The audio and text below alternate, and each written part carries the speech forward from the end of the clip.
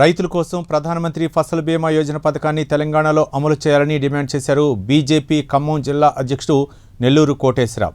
ఈ మేరకు బీజేపీ కిసాన్ మోర్చా నాయకులు ఖమ్మం కలెక్టర్కు వినతిపత్రాన్ని అందజేశారు.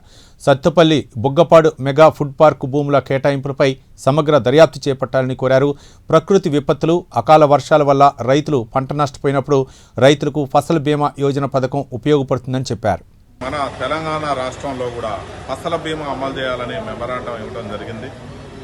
ఇందాక సీనియర్ నాయకులు చెప్పినట్టు కేంద్ర ప్రభుత్వంలో భారతీయ జనతా పార్టీ వచ్చిన దగ్గర నుంచి కూడా రైతులు పంట నష్టపోకూడదని అద్భుతమైన పథకాన్ని రైతులకు అందించడం కోసం ప్రీతమ ప్రధాని నరేంద్ర మోడీ గారి ఆధ్వర్యంలో ఫసల్ బీమాని తీసుకురావడం జరిగింది. కొన్ని రాష్ట్ర ప్రభుత్వాలు ఈ యొక్క భారాన్ని భరించలేక ఈ యొక్క పథకాన్ని అమలు చేయడంలో నిర్లప్తత చూపిస్తున్నారు.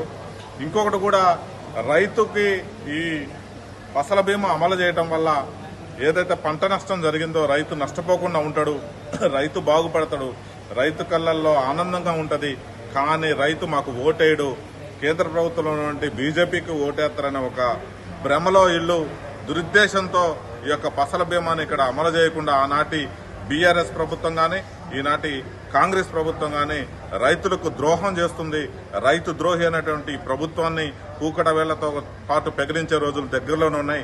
ఇకనైనా మేలుకొని గుంపు మేస్త్రి గారు మీ యొక్క వ్యవసాయ శాఖ మంత్రితో సంప్రదింపులు చేసుకొని మీరు కళ్ళు తెరిచి ఈ రాబోయే పంటలకైనా కానీ తెలంగాణ రాష్ట్రంలో రైతులకి మేలు చేయడం కోసం ఈ ఫసల్ బీమాని అమలు చేయాలని డిమాండ్ చేస్తూ కలెక్టర్ గారికి మెమరాండం ఇచ్చాం.